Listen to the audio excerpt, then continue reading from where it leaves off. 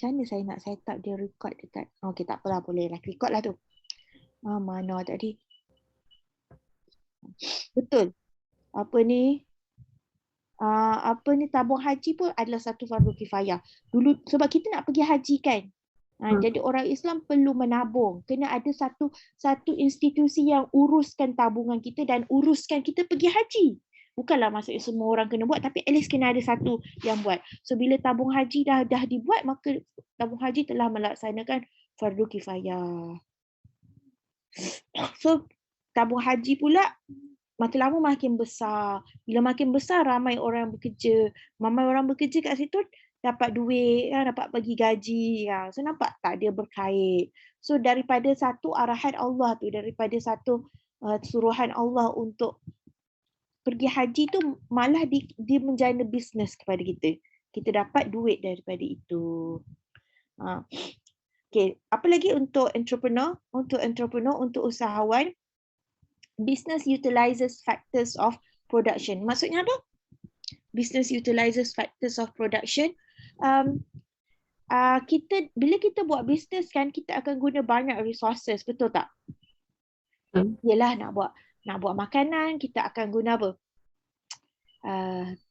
Katalah tepung lah, beras lah, gula lah, kan apa. So ini akan menyebabkan kita menggunakan banyak produk-produk kat luar sana.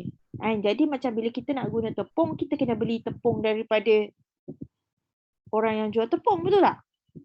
Nak beli daripada orang yang beli gula, apa semua. So dia menjana ekonomi orang tu pula, betul tak? Katalah saya adalah pembekal beras. Bila ada ramai orang nak jual nasi lemak kat luar sana, maka lakulah beras saya, betul tak? Jadi macam dia akan membantu cycle. So orang ni dengan orang lain buat bisnes, dia akan ambil barang pada saya kan. Bayangkan tak ada orang nak buat bisnes, siapa nak beli kan saya punya ni.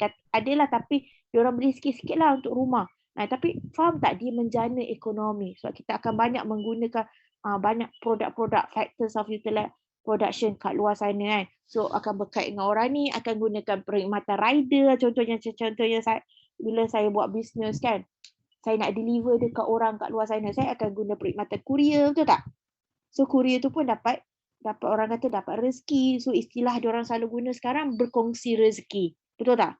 So kita guna perkhidmatan orang ni, so kita kongsi rezeki dengan dia, kongsi rezeki dengan orang ni, orang sana kan. Itulah maksudnya bagusnya buat bisnes ni, kita melebarkan sayap dia. So orang lain pun bila kita buat bisnes pula, nampak tak point seterusnya? We overcome the unemployment problem. Orang lain dapat kerja. Kan? Bayangkan kita buat bisnes, bila dah besar sangat, akhirnya kita kena cari pekerja, kita kena cari staff. Kan? So orang yang tak ada kerja, akhirnya dapat peluang pekerjaan. Itu yang kita nak. So kita nak ramai orang buat bisnes sebab kita nak menghasilkan peluang pekerjaan. Sebab itu kita galakkan bila ada ramai peluang. Sebab sekarang ni bila kita tengok bila pandemik ni, ramai bisnes yang terpaksa tutup, ramai orang hilang kerja. Sebab apa? Dia punya bos tak mampu gajikan dia lagi. Sebab itu penting untuk kita mampu menjana bisnes. Bila kita mampu menjana bisnes, orang mampu buka syarikat, boleh buat sale, kan? Makanya adalah kerja kepada staff-staff ni. Itulah pentingnya untuk kita ada buat bisnes ni. Sebab tu kita kena ada mentality, bukan aku je yang nak buat bisnes, bukan aku je yang nak jadi kaya, tapi aku nak gajikan orang lain. Aku nak bagi kerja kepada orang lain. Itu pun cara kita bantu. Bukan, tak semestinya bantu hanya dengan beri sedekah tau. Bagi orang kerja pun, kan, memang dia kerja untuk kita, tapi dalam masa sama kita membantu dia. So we overcome the unemployment problem. Developing personal relationship. Bila buat, of course lah, when you open a business kan, you are also developing personal relationship with your pertama sekali with your staff, with your employee, betul tak? Ada hubungan bos dengan pekerja. Lepas tu hubungan siapa lagi? Hubungan di antara katalah business tu dengan supplier, betul tak? Macam saya cakap tadi, supplier. Contohlah saya jadi supplier, saya niaga beras, saya supply kepada syarikat awak. Syarikat awak buat nasi lemak segera contohnya. So saya hubungan di antara business dengan supplier. Hubungan dengan supplier pun kena jaga juga. Lepas tu hubungan dengan siapa lagi? Hubungan dengan pihak bank. Sebab pihak bank adalah orang yang contohnya yang provide financing, yang bagi dana kepada syarikat awak. Hubungan dengan siapa lagi? Hubungan dengan kerajaan. Kerana kerajaan pun ada bagi, mungkin ada bagi subsidi kepada awak. Dan hubungan kerajaan juga kerana awak juga akan bayar tax ataupun cukai kepada kerajaan. Bila kita buat bisnes, kita bayar tax kepada kerajaan, kerajaan pun untung. Yang paling utama lagi, hubungan dengan siapa? Hubungan dengan pekerja. Bukan, pembeli, buyer.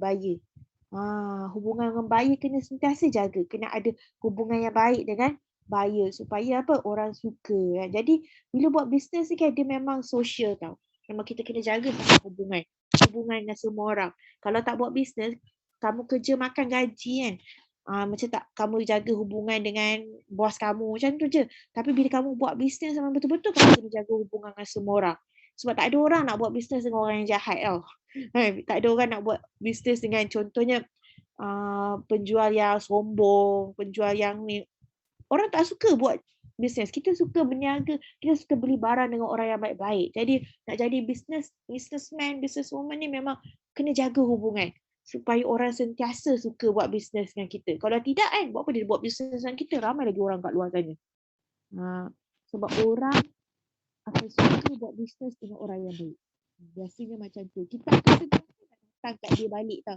Boleh je beli pada orang lain beras kan, tapi kenapa nak beli dengan Aina? Aku suka dia dengan Aina. Senang lah dia dengan Aina beli barang apa semua kan. Dia tak berkira sangat.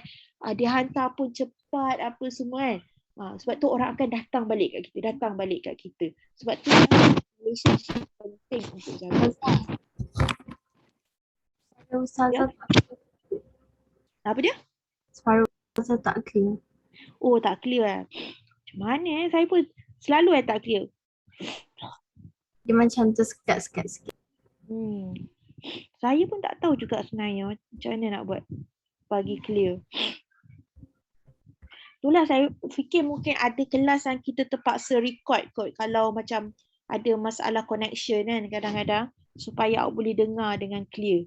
Kalau tidak takut dia jadi saya record lepas tu saya letak dekat YouTube ke kan supaya awak boleh dengar kan. Clear sikit takut saya cakap kan. Saya cakap panjang-panjang awak tak dengar pun. Sekarang dengar tak? Dengar. Okay.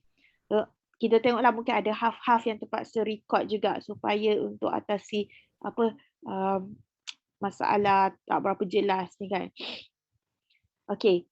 What is the importance of a business to an entrepreneur? Also, for entrepreneur, we have to respond flexibly to problems and challenges. Macam saya cakap, kalau kita jadi businessman kan, dia mencabar juga tau. Kita kena kreatif. Kejap-kejap ada masalah ni, kejap-kejap ada masalah ni. Contoh macam sekarang lah, pandemik kan. Kalau dulu semua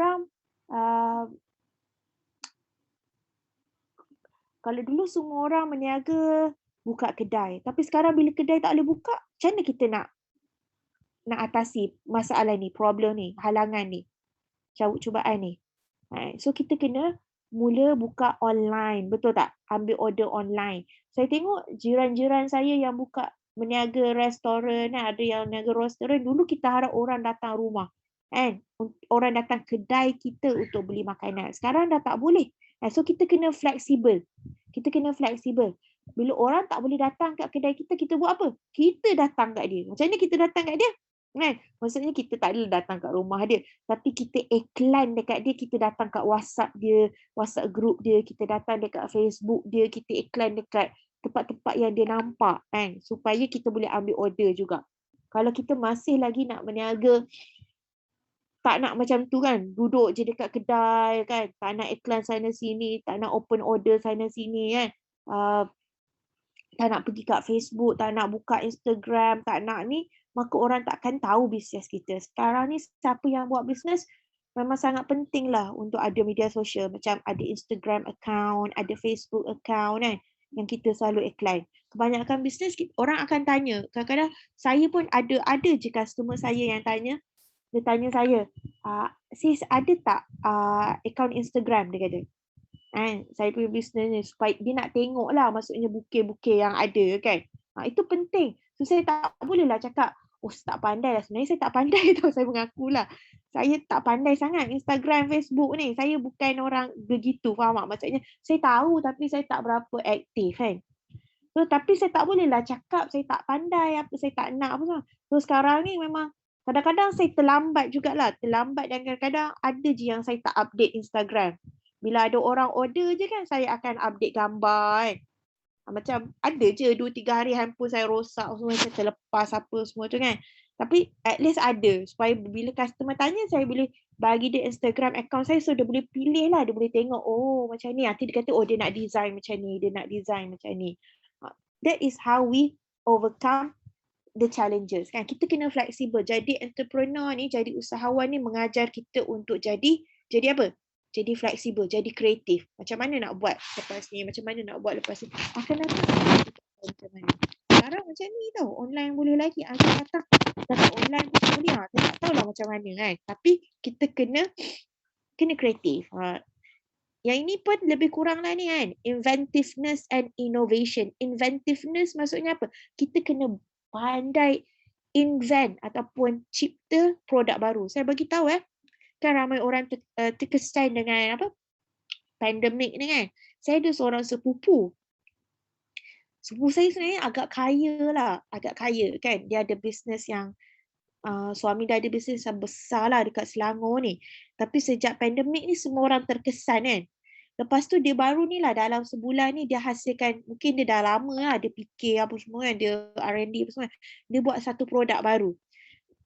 Isteri dia lah, maksudnya nak kata sekarang ni semua orang kena kerja kan. Dia invent, tu namanya invent dan innovation.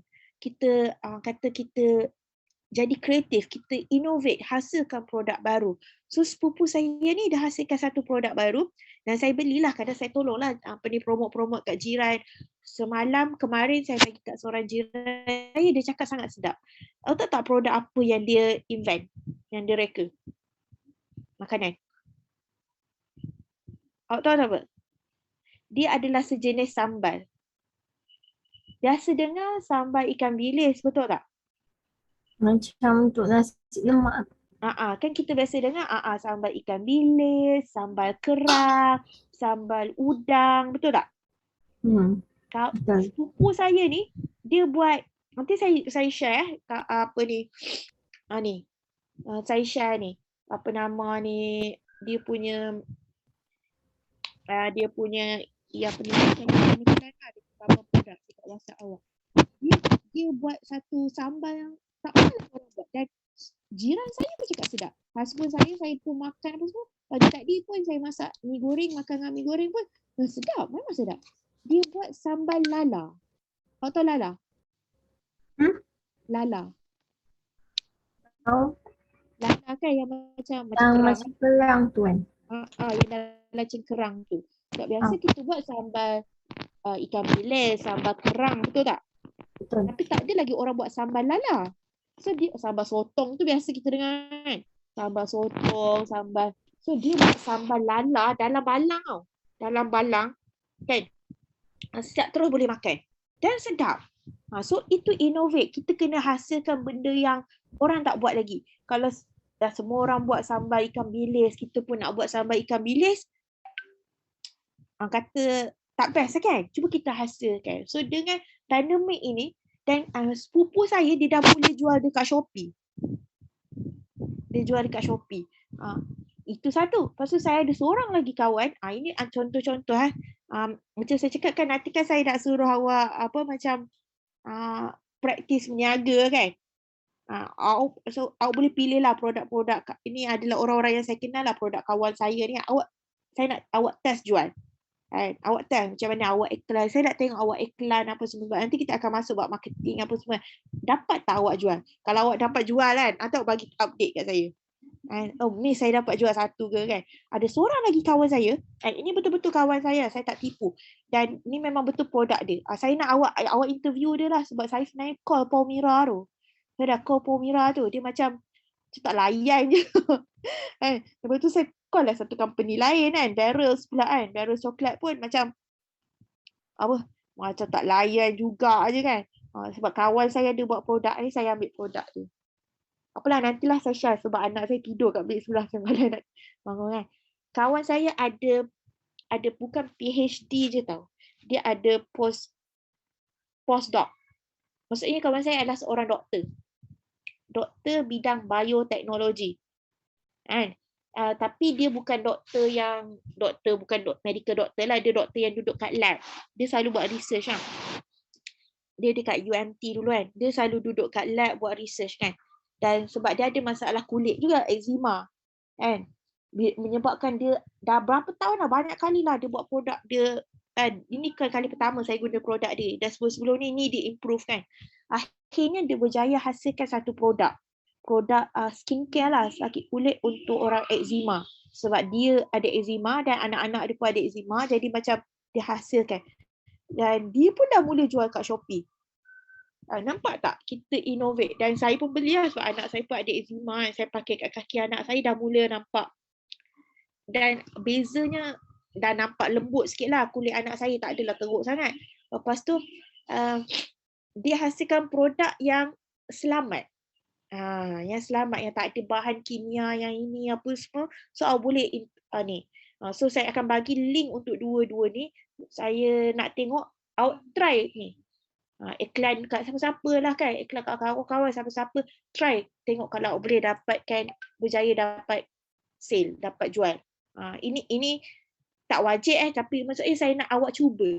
Kita cuba belajar berniaga. Macam saya memang bela lah awal-awal dulu. Tapi sekarang ni saya tolong je lah. Saya pun dah buat bisnes macam awak tahu kan. Alhamdulillah. So lepas ni juga saya pun harap awak boleh interview dia lah. Sebab macam saya cakap Paumira tu macam tak layan sangat saya. Kita tak nak lambat. So memang kawan saya ni memang buat bisnes. Awak boleh ni. Macam mana sekarang dia pun kata dia dah mula meniaga dekat Shopee. Dan orang kat Shopee, orang-orang yang tak kenal, macam saya kawan, kadang orang kata macam bias kan. Mungkin saya bias kat dia. Tapi kadang-kadang yang bagi review, yang good review dekat produk dia adalah orang-orang yang tak kenal kat Shopee. Semua cakap produk dia bagus, apa semua. Dan Alhamdulillah dia kata dekat Shopee pun, dia baru je letak, dah mula makin ramai lah orang beli kat Shopee. Sebab bila orang baca produk review kan, macam produk ni bagus, apa semua. Tapi saya tak adalah beli kat Shopee. Saya beli personal lah daripada dia kan. Kalau saya bagi review kat dia pun dekat Facebook lah, saya tolong dia kan. Saya cakap bagus. Saya tak boleh bagi review dekat Shopee. Kalau beli kat Shopee lagi bagus lah. Sebab kita boleh bagi review kat Shopee, ramai orang boleh baca kan. So ini contoh innovation. So kawan saya ni, walaupun dia boleh jadi lecturer, tapi dia tak pilih untuk jadi lecturer. Dia pilih untuk jadi businesswoman. So dia buat produk dia sendiri. Dekat rumah, dia adalah di tempat yang dia buat produk tu, maksudnya dengan title doktor dia tu, dia tak mengajar pun dekat universiti, tapi dia buat bisnes. Nampak? So dia innovate. Dia innovate. Tak semestinya semua doktor-doktor ni kena jadi lecturer kan. Boleh je nak buat bisnes macam kawan saya ni. Okay. Itu apa lagi kepentingan entrepreneur? Apa maksud low overhead? Overhead apa?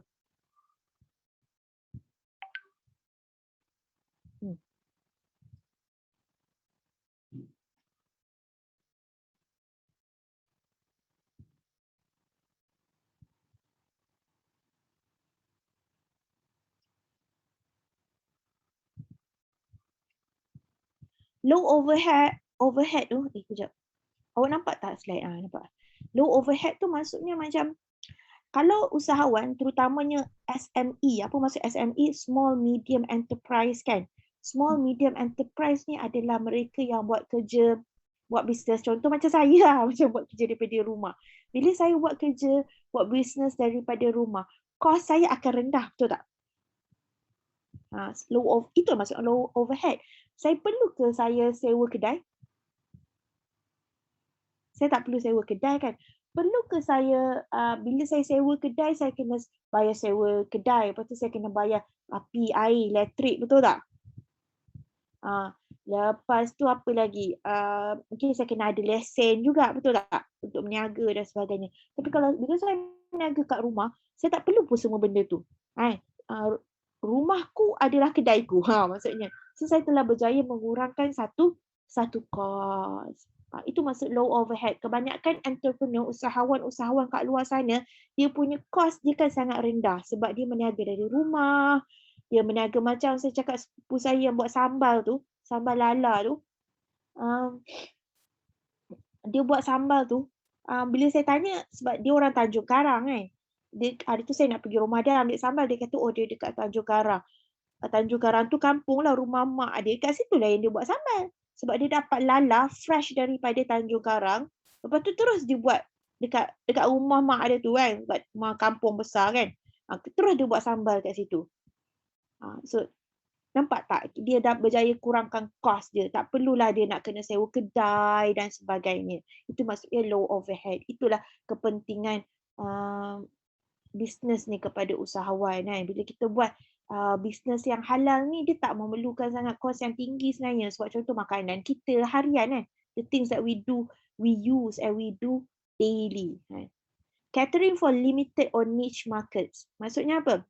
Bila usahawan ni, usahawan yang hasilkan produk-produk halal ni kan, mungkin ni macam yang saya cakap fardu kifayah tadi lah, lebih kurang. Kita ada ramai usahawan kat luar sana, businessman kat luar sana, orang Cina, orang India kan. Kalau orang non-Muslim, dia tak peduli pun pasal nak hasilkan produk-produk yang halal, betul tak? Dia maksudnya kalau dia nak hasilkan, tak, kalau halal pun boleh, tak halal pun boleh, betul tak? Tak ada paksaan pada dia. So buat apa dia tak ada kepentingan sangatlah untuk hasilkan produk halal. Tapi so kadang-kadang ada beberapa perkara yang kalau yang mungkin orang Cina tak akan produce, faham tak? Dia tak akan buat produk tu sebab tak ada kepentingan pada dia. Contoh saya bagi contoh. Produk, okay, ini paling simple lah kan. Tudung kan. Tudung. Orang awak agak-agak kalau awak orang Cina, awak nak buka tak bisnes tudung? Tak lah kan. So inilah ni. Bila ada orang Islam, dia akan cater for limited or niche market. Maksudnya yang khusus. Yang hanya orang Islam akan guna. Iaitu sebab takkan kita nak harap orang Cina buka bisnes yang berkaitan dengan orang Islam, betul tak? Itulah pentingnya ada usahawan yang buat halal bisnes ni. So adalah juga orang-orang yang akan buat bisnes ni. Kalau tidak, tak ada orang yang nak buat bisnes tudung, bisnes telekung. Contoh kalau kita nak pergi haji, kita akan pakai kain ihram apa semua tu kan. Takkan awak nak harap orang Cina pula buka kilang kain ihram, betul tak? Buat apa dia nak buka kain? So orang Islam lah yang kena buat. Lepas tu contoh ni apa? Debu tayamum. Awak tahu debu tayamum? Tayamum? Bila kita tak ada air kan kita guna debu kan untuk tayamum. So sekarang ni dah ada syarikat yang hasilkan debu tayamum segera lah kan. Dia letak dalam bekas kan macam tu supaya kalau kita jalan travel mana-mana senang untuk kita apa? Tayamum kan. Awak ingat syarikat Cina nak buat debu tayamum? Buat apa dia nak buat, betul tak? Dia tak nak bisnes-bisnes yang kata yang khusus macam ni. Itu kita namakan niche market. Niche market ni maksudnya dia khusus. Khusus kepada orang Islam ni, hanya orang Islam je yang boleh buat. Yang nak buat lah. Cuma sekarang ni bila kita tengok orang Cina dah mula jual tudung pun kerana untung. Bila dia mula jual makanan halal pun kerana untung. Kalau tak untung dari awal tadi, buat apa dia nak niaga pun baik buat. Maksudnya baik dia buat bisnes lain kan. Itu maksudnya niche market. Niche market ni kalau tak ada orang nak buat, susahlah kita kan sebagai orang Islam. Okay, apa maksud independence? Independence ni bebas. Macam halal business ni, kalau usahawan tu dia buat halal business, we have all the independence. Sebagai usahawan, sebagai businessman, bila tanya ramai orang yang pernah makan gaji dengan pernah buat bisnes, mana yang dia suka? Awak rasa? Makan gaji ke buat bisnes? Kalau buat bisnes.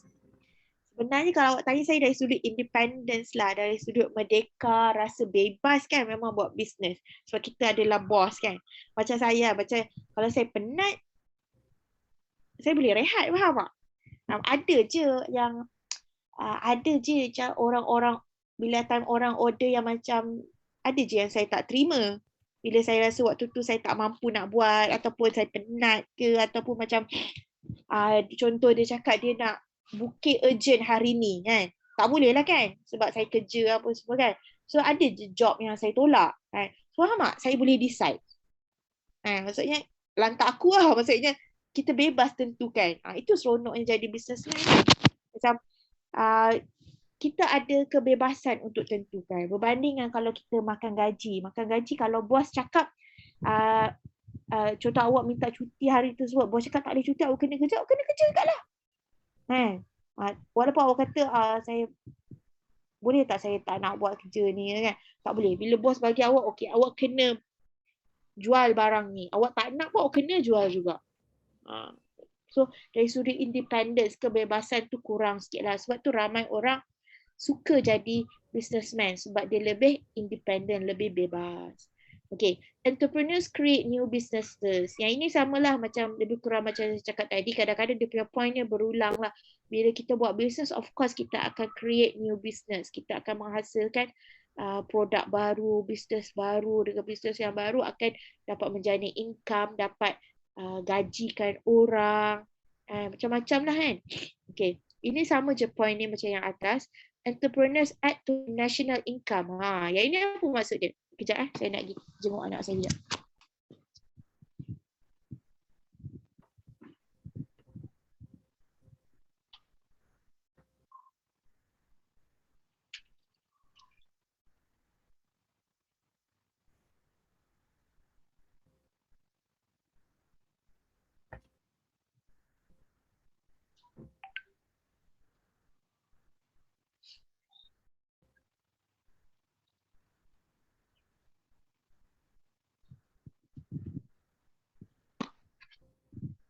Apa maksud entrepreneurs add to national income?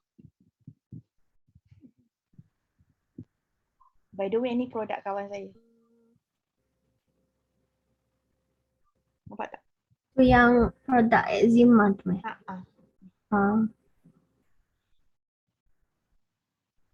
Jenama apa Miss? Dynamic. DNAMYC. Dia short form kepada nama dia lah. Dr. Nur Azlina Muhammad Yatim.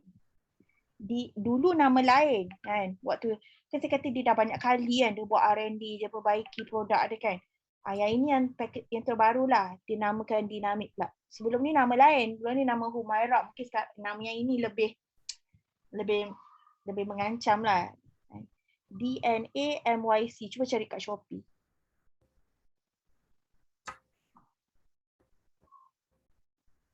B apa? BMA. DNA MYC.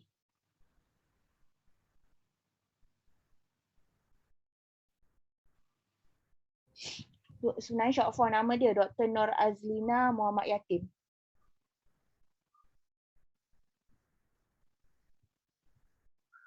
Cuba cari juga kat Shopee. Dan kalau nanti saya bagi nombor telefon, awak contact dia sendiri. Kata boleh tak saya nak interview, kata. Macam mana dia hasilkan produk dan sebagainya. Yang berkenaan dengan projek tu lah kan? Sebab Paumira tu macam sahabat saya dah contact dia sebenarnya daripada bukan minggu lepas lagi lah. Bukan minggu sebelumnya.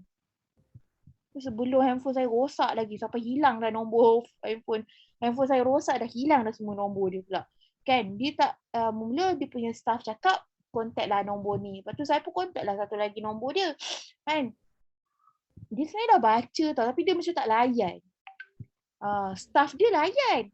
Bosnya ni yang tak layan. Saya tak tahu lah mungkin ada apa-apa sebab kan. Waktu tu pula handphone saya rosak. Lepas tu dah hilang nombor, saya tak dapat nak call dia apa semua kan. Lepas tu ada satu lagi syarikat ni. Pun saya ada email apa semua pun tak reply lagi. Cuma kadang saya takut lambat kan. Saya lupa pula saya ada kawan yang buat produk kan. Apa ni kan.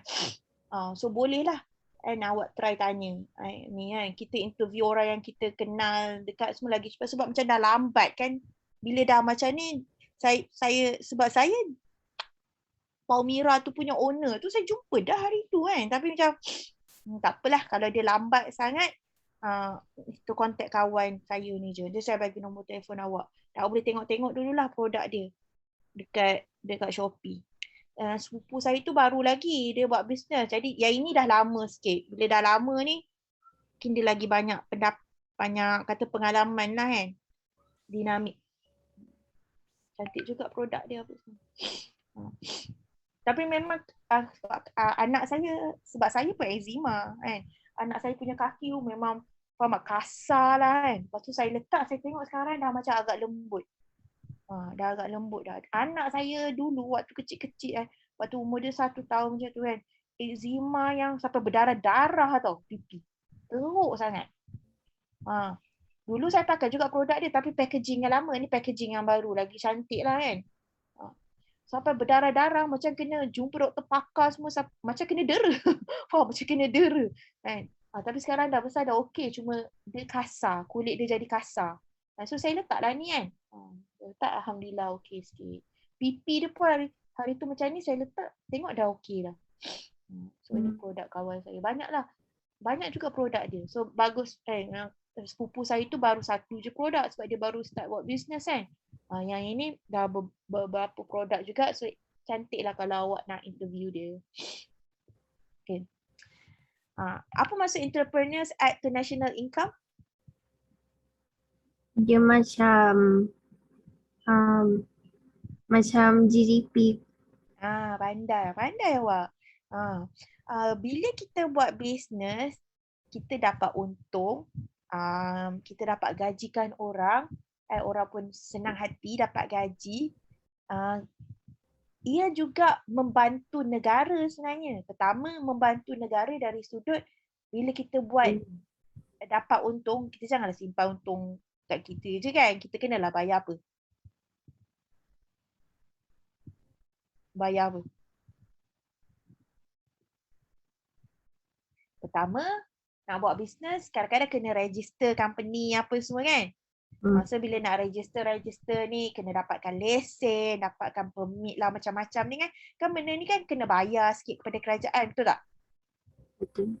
Itulah kata income kepada kerajaan juga. Satu. Keduanya pula bila kita buat untung, kita kena bayar business tax. Kita kena bayar cukai kepada kerajaan. Business tax dalam 25%. Kalau kat Malaysia ni 25% yang terbaru saya sebut pandemik ni mungkin diorang kurangkan lah kan business tax. So maksudnya kerajaan pun untung. Kerajaan dapat business tax. Dan bila kita gajikan orang, kita bagi gaji dekat pekerja kita pula kena bayar income tax cukai pendapatan kepada kerajaan. So bila bayar kepada kerajaan, akhirnya kerajaan akan dapat hasil lah kan. Dapat hasil dan hasil ni kerajaan guna untuk apa? Macam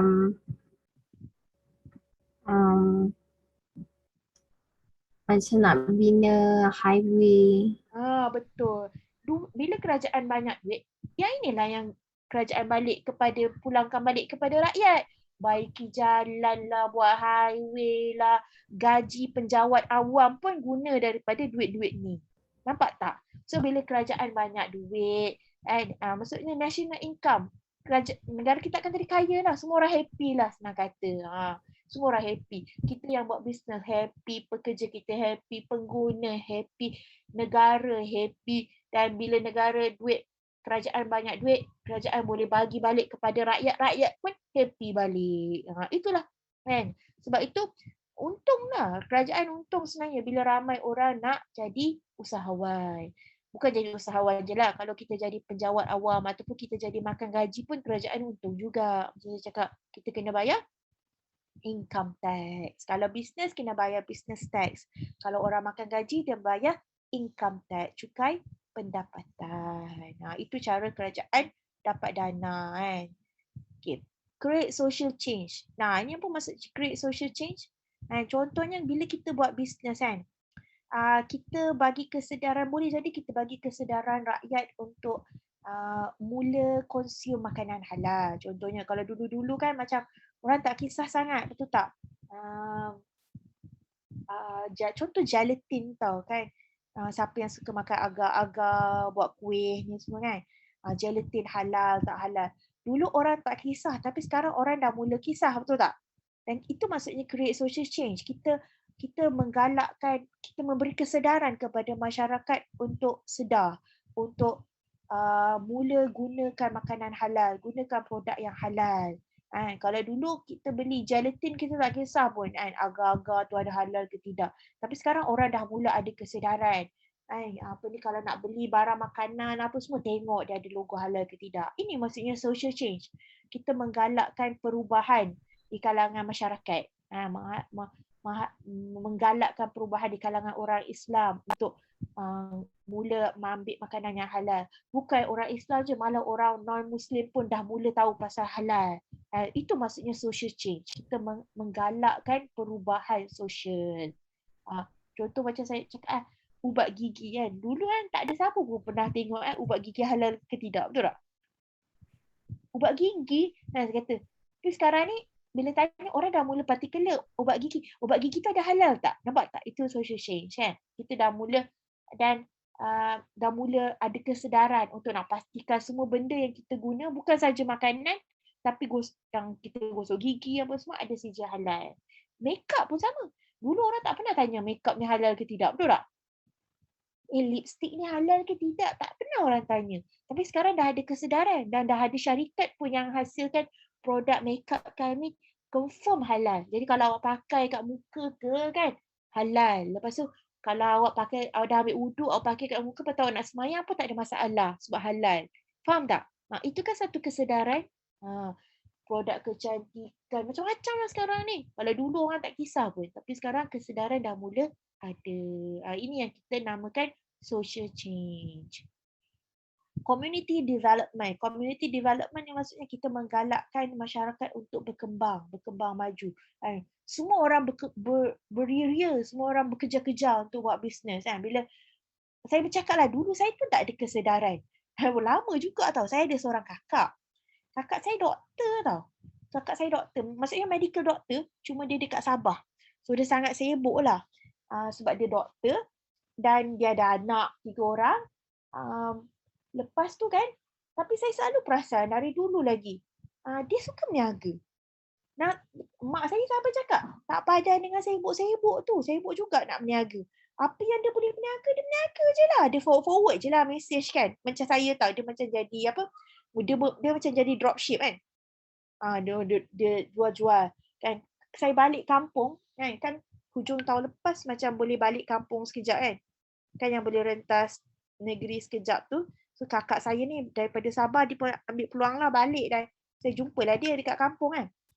Dia promote saya. Sebenarnya dia yang mula-mula join memasak kan. Dan dia lah promote. Wah, saya waktu tu bela kosong. Saya tak tahu apa-apa pun. Memasak pun saya tak tahu. Tapi waktu tu ada juga terdetik dalam hati saya. Dia sibuk tapi dia nak juga berniaga. Dan dalam hati lah dah doktor kan. Dah jadi doktor kan. Maksudnya gaji dia pun besar juga kan. Kalau dia tak berniaga pun tak ada masalah pun. Tapi kenapa dia nak buat juga? Itu maksudnya community development. Kita nak masyarakat saling kata berkembang maju. Bila kita tengok orang lain maju, orang lain buat bisnes, apa salahnya aku pun cuba buat juga. Dan supaya kita rasa, kita jangan cepat rasa selesa. Oh, mentang-mentang aku doktor, gaji aku besar kan. Aku tak payah dah buat kerja lain. Ataupun contoh macam saya pensyarah dah, aku tak payah dah buat kerja lain kan. Tak, kita jangan rasa macam selesa. Kita akan sentiasa nak maju ke hadapan. Buat 2-3 kerja. Bila saya start buat bisnes hujung tahun lepas, saya start jual memasak, baru saya sedar bahawa selama ni aku banyak masa. Selama ni aku macam tak bekerja keras sangat pun. Baru saya mula rasa macam ramai lagi orang lain kat luar sana yang bekerja keras. Rupanya saya ni tak kerja keras sangat pun. Bila saya buat bisnes, baru saya ada kesedaran untuk kerja keras. Okey, aku kerja ni, buat ini, buat itu kan. Itu yang kita nama community development. Kita nak masyarakat sama-sama bekerja-kerja kan. Sebab macam saya cakap, kita nak lagi ramai orang kaya. sebenarnya. Sebab lagi ramai orang kaya, lagi bagus sebenarnya berbanding dengan lagi ramai orang miskin, betul tak? So kita nak, bila ramai orang kaya, kerajaan senang, orang pun senang kan. Maksudnya semuanya akan jadi lebih mudah dan lebih bahagia insya-Allah kalau semua orang kaya, especially dari sudut duit lah. Saya bukan cakap yang lain tu tak penting, penting juga. Contoh kita tengok negara-negara maju kat dunia. Malaysia termasuk dalam negara membangun. Negara-negara maju macam kat Sweden, Norway kan. Kebanyakan mereka tak ada masalah kewangan macam faham tak? Diorang macam jenayah pun agak kurang, faham tak? Sebab semua orang okey kan. Macam itulah juga kita nak masyarakat berlumba-lumba untuk nak push diri mereka bekerja keras. Kita nak ramai orang kaya, ramai orang ni. Bila ramai orang kaya, kita boleh tolong orang lain, tolong negara luar. Dan macam saya cakap dalam Islam pun sebenarnya Islam suruh kita jadi kaya sebenarnya, bukan suruh kita jadi miskin. So itu yang maksudnya kita kena berusaha keras. Macam bila saya tengok kawan-kawan saya buat produk kan. Dulu-dulu saya pernah sekali tahu bila saya tengok kawan saya jual ini, jual itu, sekali saya pernah tanya. Dia cakap, aku jual apa? Saya macam, saya tanyalah kawan-kawan, aku tak ada benda lah nak jual, aku pun tak tahu nak jual apa. Waktu tu saya cakap, saya pun tak tahu. Last kali bila saya terjebak dalam bisnes saya macam, oh ada juga benda yang aku boleh jual. Baru kita sedar, kita ni ada juga skill, ada juga ilmu yang kita boleh jual. So maksudnya boleh. Walaupun kawan saya ni dulu dia jadi pensyarah sekejap, dia jadi researcher, dia duduk lab sekejap, tapi dia masih lagi buat produk apa semua kan. So itu maksudnya community development. Kita nak masyarakat kita sama-sama maju kan. Buat hasil kan. Jangan rasa terlalu complacent. Kita tak nak masyarakat yang terlalu selesa kan. Cukuplah satu kerja, cukuplah makan pagi, guys pagi, makan pagi, guys hari makan. Maksudnya cukup apa yang cukup-cukup je, cukuplah. Tak payahlah kaya-kaya sangat. Tak, salah tu. Kita nak orang Islam jadi kaya, masyarakat kita jadi kaya, negara Malaysia negara kaya. Barulah kita boleh tolong orang. Wah. Okay. Ini lebih kurang macam tadi ya. Lebih kurang macam tadi. Dalam society, dalam masyarakat, bila kita berjaya, bila halal business ini adalah juga satu fardu kifayah kan. Kita buat bisnes-bisnes yang kalau tak buat menyusahkan orang lain, kita dapat mengurangkan bila kita hasilkan bisnes, kita dapat mengurangkan unemployment. So apa kita menghasilkan kerja. Kita bagi orang kerja, kita menggajikan orang dan kita encourage a society to be more productive and competent. Ni yang saya cakap ni kan, kita nak semua orang produktif kan. Kejar mengejar. Orang ni buat bisnes, bisnes dia laju lah. Aku pun kena laju juga. Nampak? Supply of goods and services kan. Kita dapat menghasilkan, dapat supply goods, dapat supply services kepada masyarakat. Ini yang kita nak. Self-employment and provision of employment. Kita dapat pertama sekali, kita menghasilkan kerja untuk diri kita, self-employment and provision of employment. Kita juga menggajikan orang lain. Ini samalah macam reduce unemployment. Harnessing capital and other resources in production. And kita dapat mengoptimalkan penggunaan bahan mentah yang ada kat sekeliling kita. Contoh sekarang ni kan. Sekarang tengah banyak apa? Apa yang tengah lambatkan apa yang kita ada dalam pasaran sekarang?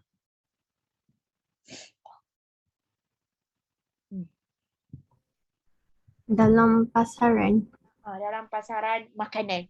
Dalam pasaran makanan sekarang kat Malaysia ni, lambatkan apa yang jadi isu sekarang ni? Seminggu, 2 minggu ni.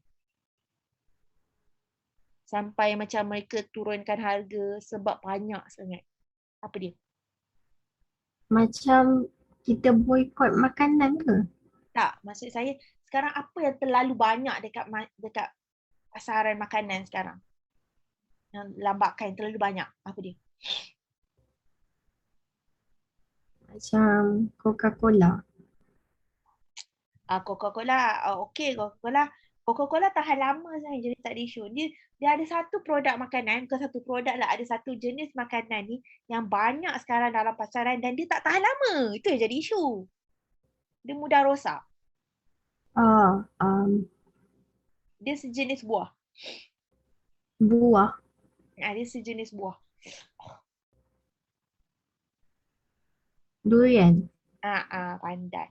Sebenarnya Malaysia ni dalam bulan 7, bulan 8, bulan 6, bulan 7, bulan 8. Dia punya peak dalam bulan 7, bulan 8 lah macam tu kan. Adalah musim buah sebenarnya. Pertengahan tahun biasanya adalah musim buah lah kat Malaysia ni. So waktu ni lah durian lah banyak, rambutan banyak, cempedak banyak kan.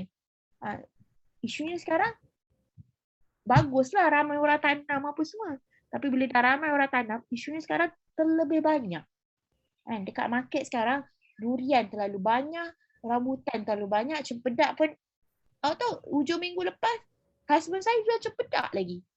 Dia jadi macam saya dengan suami saya macam saya cakap kami tak pandai berniaga tapi sejak tahun lepas jadi seronok pula berniaga.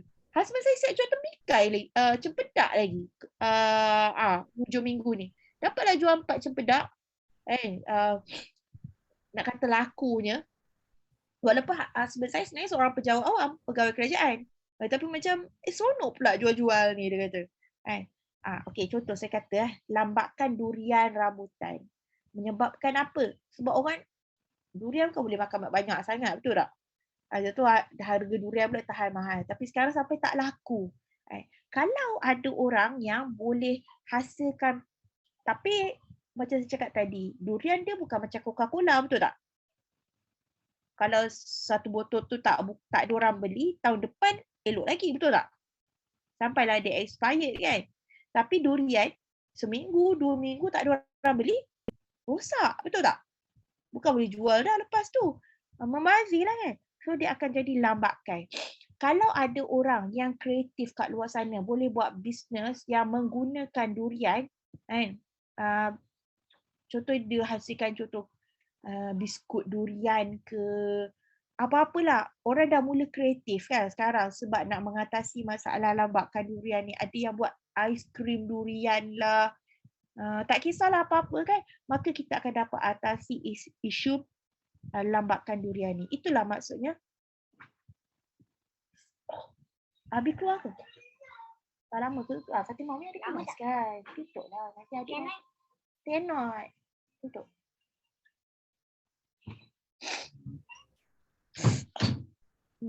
Itu maksudnya harnessing capital and other resources in production. Kalau ada orang bijak, kita dapat atasi masalah lambakan durian. Maksudnya ada orang yang kreatif kat luar sana boleh hasilkan aiskrim durian dengan banyak. So kita boleh gunakan. Itu namanya harnessing capital. Capital ni adalah modal lah. And other resources, sumber-sumber lain in production. Kita gunakan produk-produk ini di dalam production kita untuk hasilkan produk baru. So dapat mengurangkan kerugian lah. Contohnya rambutan kan. Saya tengok sebenarnya personally saya tengok tak ada lagi orang buat. Saya rasa kena buat lah. Mungkin saya dapat idea. Saya sebenarnya banyak daripada dulu lagi saya banyak idea nak buat produk apa semua. Saya sampai pernah bagi kat kawan-kawan saya siapa yang nak buat. Saya tak jumpa lagi rambutan dalam tin. Awak pernah jumpa? Rambutan dalam tin. Lychee dalam tin ada, betul tak? Lychee ada. Lychee ada, longan ada, betul tak? Betul. Lychee dengan longan. Rambutan ada tak? Tak. Itulah saya kata. Dia kena ada orang kreatif kat luar sana. Rambutan, sebenarnya macam mana husband saya boleh jual cempedak ikutkan rambutan pun nak jual sebab dapat banyak daripada kampung. Dekat kampung mula dah. Apa ni? Malu-malu pakai baju.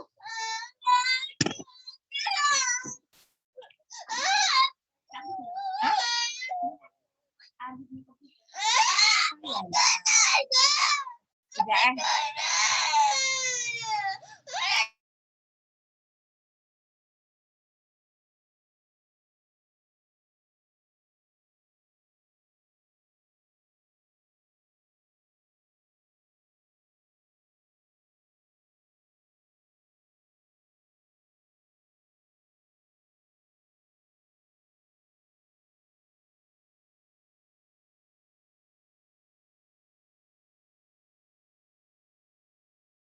Sorry ya, ada drama sikit. Kakak ni cuti hari ni. Saya tak tahu kenapa sekolah kakak dia cuti. Apa nama dia? Allah masalah saya nama mak saya cakap tadi. Sebab orang kat kampung dah mula hantar post, sampai sanggup post sebab terlalu banyak tau dekat kampung suami saya.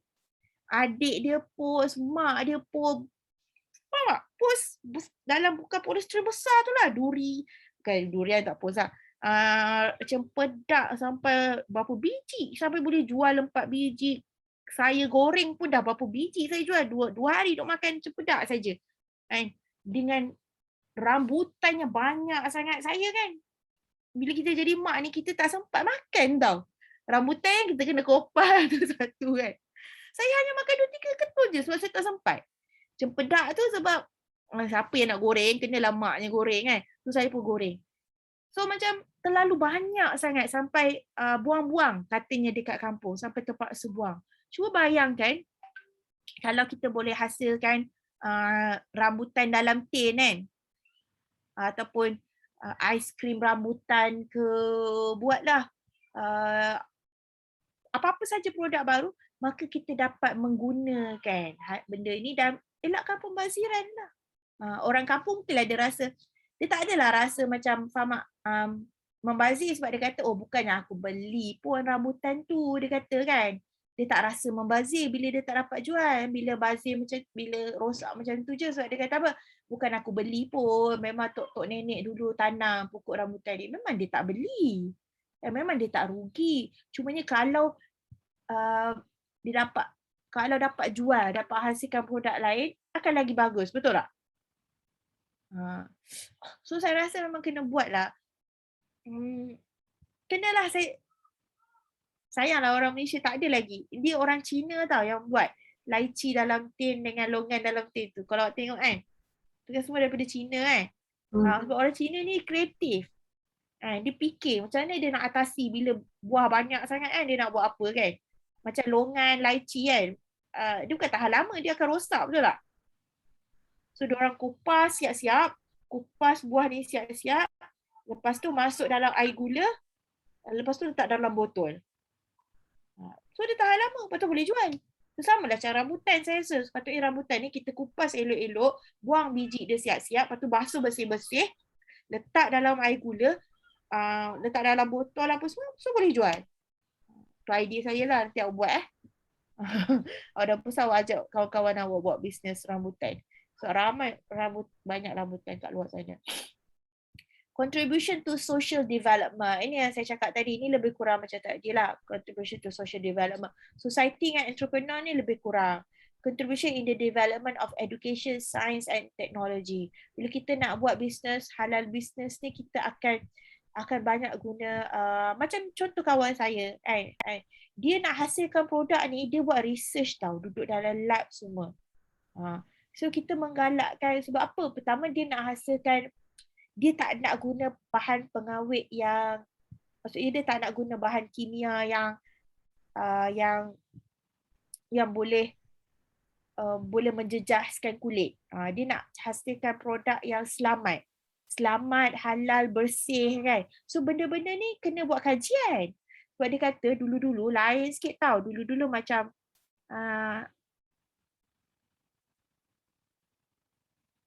dulu-dulu tak wangi sangat macam ni. Yang produk pertama dia tu kan. Lepas tu produk pertama dia tu macam agak cair. Betul saya cakap lah dengan dia kan. Dia kata dia boleh je buat bagi pekat sikit. Tapi kalau dia nak jadikan pekat sikit, dia kena letak macam ada satu bahan kimia ni lah kan.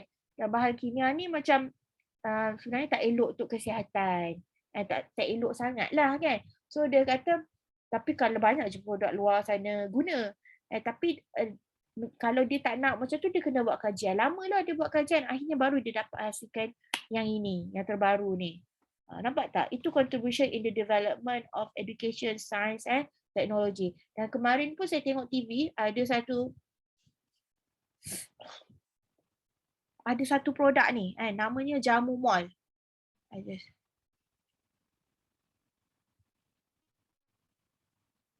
Ada antara dia punya owner pun, yang ni pun boleh kot kalau awak nak call kan, boleh buat interview ke kan, selain benda yang kawan saya ni kan.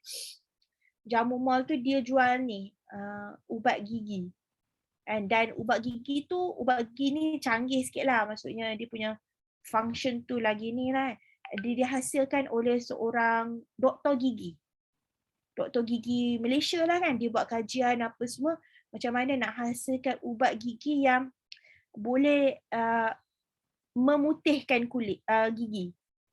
Semalam masuk TV apa semua kan. So nampak tak benda ni kan kita kena buat research kan. So kita menyumbang sebenarnya.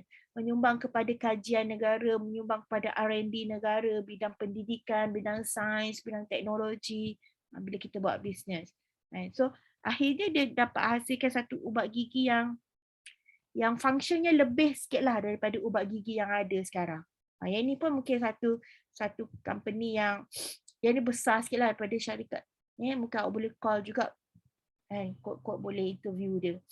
Research, development and innovation. Ini yang saya ingin sama lah macam saya cakap. Kita menggalakkan orang ramai untuk buat research. Sebab nak hasilkan produk yang berkualiti ni kena buat research. Lepas tu kita nak dia halal. Macam Suhana hari tu kan dia kan Suhana dia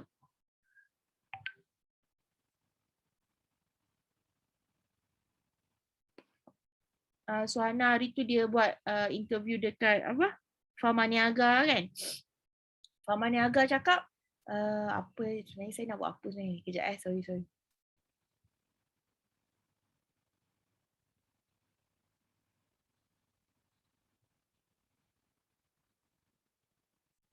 Oh ni tak nampak. Okey. Apa nama ni, Pharma Niaga cakap waktu tu lah, ni sebelum pandemik lah kan. Mereka tengah berusaha, tengah buat kajian untuk hasilkan vaksin yang halal. Sebab kan macam biasa kan Malaysia ni kan sensitif sikit kan, semua benda nak halal apa semua kan. So macam mereka tengah berusaha untuk hasilkan vaksin yang halal lah waktu tu. Dan tapi sekarang mungkin dah stop sekejap lah sebab kita tengah dalam pandemik kan. Orang tengah uruskan, Pharma Niaga sekarang tengah uruskan pasal Sinovac. Sinovac. Pharma Niaga jual Sinovac. Kejap kenapa dia hang. Okay. Apakah kepentingan halal bisnes kepada umat? Ini lebih kurang macam tadi.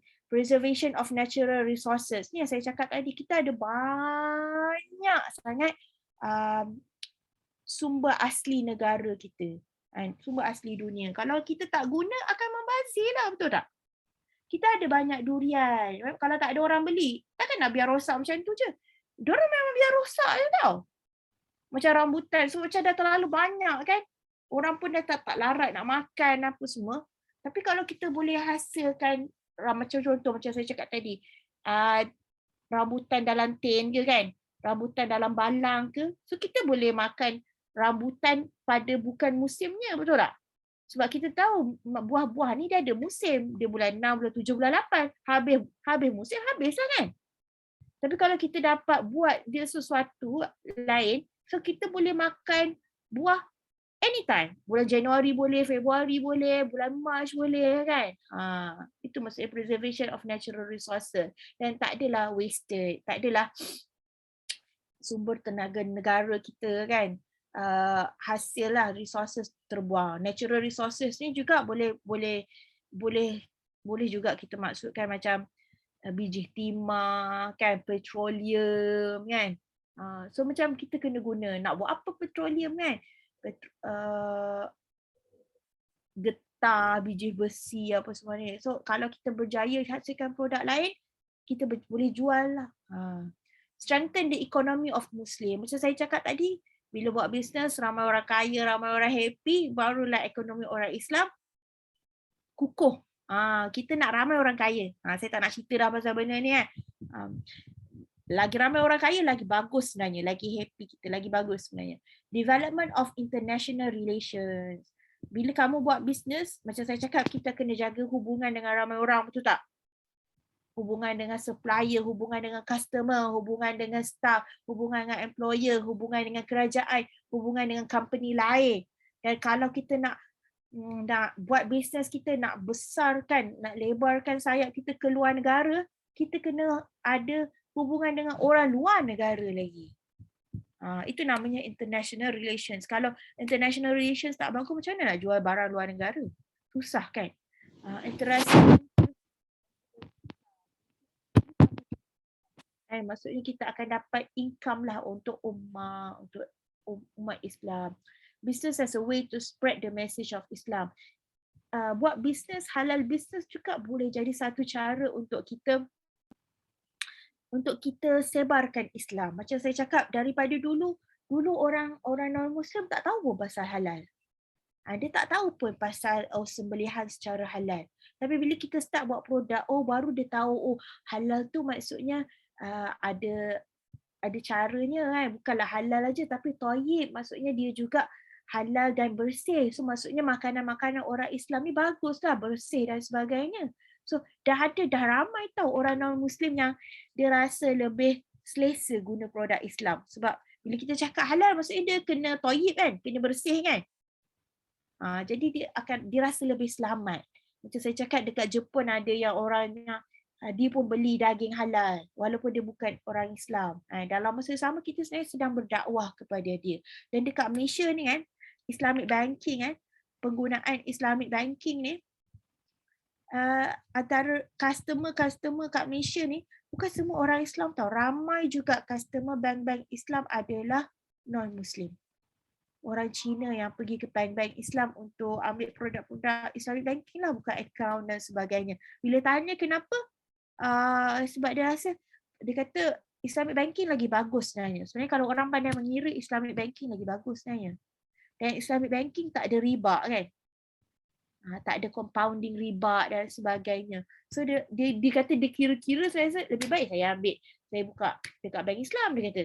Sudah ambil bank Islam. So dalam in a way kita sebenarnya sedang berdakwah kepada masyarakat tentang Islam.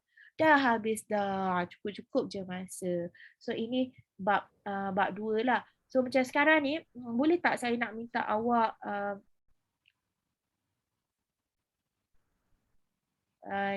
selain daripada company ni, nanti saya bagi nombor telefon kawan saya kan, awak cuba contact company ni. Sebab macam Paumira tu tak layan sangat kan. Saya cakap ni yang kawan saya tadi ni kan, ni Dr. Azlina. Nanti saya bagi nombor telefon. Ada je kat sini.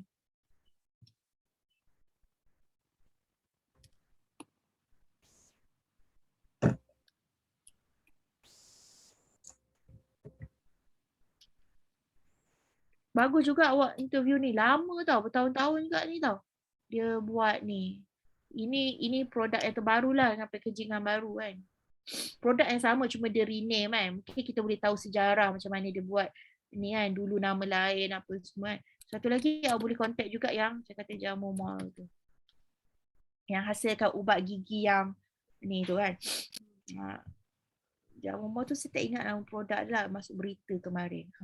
So awak cuba ni, nanti saya tengok semula awak punya dokumen sebab dah hilang dah semua kan, handphone saya rosak kan. Yang Paumira. Kalau nak tukar bisnes untuk proposal tu kena edit balik lah kan? Tak apa, nanti saya edit. Sebab hari tu kita buat makanan kan. Sekarang ni kita akan buat skincare kan. Tak apa, nanti saya tolong edit kan. Saya nak sekarang awak contact je dulu untuk kita, untuk kita pegang dia lah kan.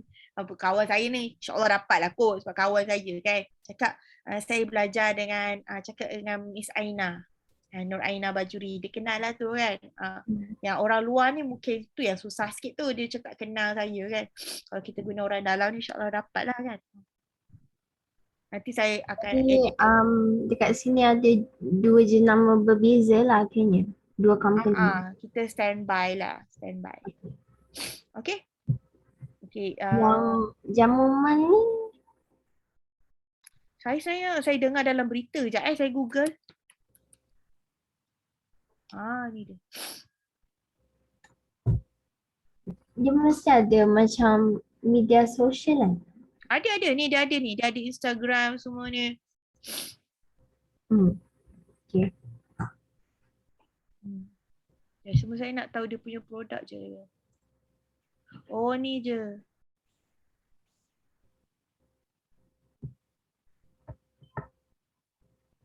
Produk dia adalah dia adalah website dia. Produk dia adalah produk memutihkan gigi. produk memutihkan gigi yang saya kata dia hasilkan, dia ada 2 orang lah co-founder, seorang doktor gigi, yang seorang lagi yang perempuan ni bukan doktor gigi lah, tapi yang hasilkan formulasi tu doktor gigi tu. Hmm.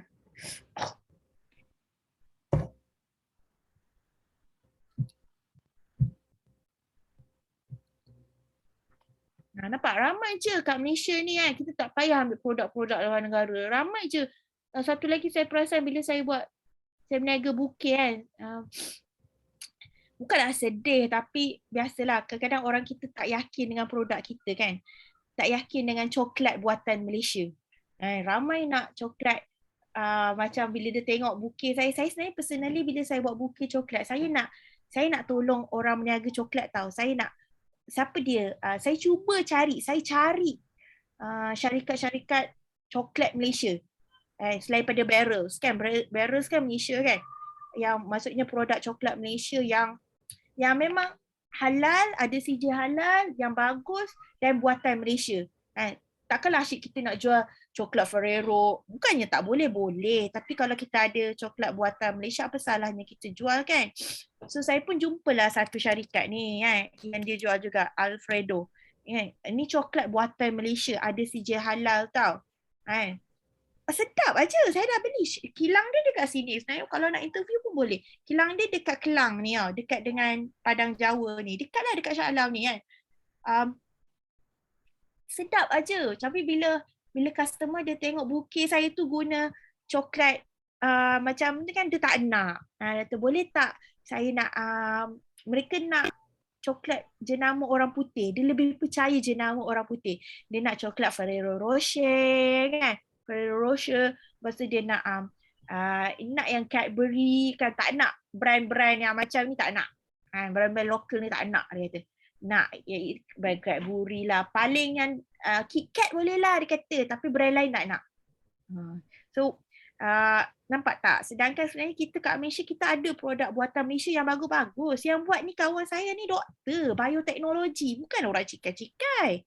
Dia duduk dekat lab universiti kan. Yang buat contohnya, yang buat ni ubat gigi ni, bukan orang biasa ni, doktor gigi. So sebenarnya produk buatan Malaysia pun tak kurang hebatnya, bagus. Malah ada halal lagi sebab yang buat tu orang Islam sekarang dah ada kesedaran. Kalau kita beli produk orang putih kadang-kadang macam saya cakap tadi lah, dia tak adalah keperluan sangat untuk dia halal tu kan, untuk nak halal tu.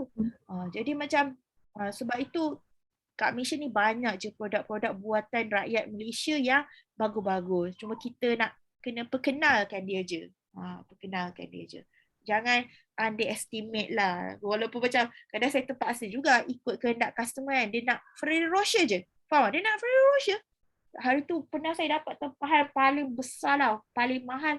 Dia nak bukit coklat yang berharga RM100. So coklat dekat dalam tu kan semua coklat yang mahal-mahal. Dia nak coklat apa tau? Memang dia cakap Ferrero Rocher, Kinder Bueno dengan KitKat. Itu je. Yang brand murah-murah, brand Malaysia semua tak ada.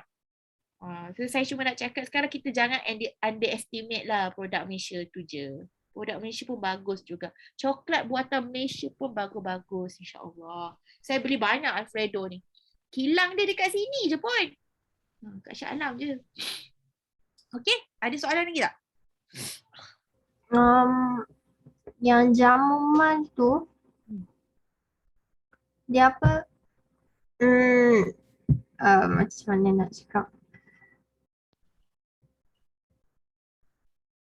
Dia ni dia punya Instagram jamu.com Ni, yang saya letak ni dekat bahagian chat.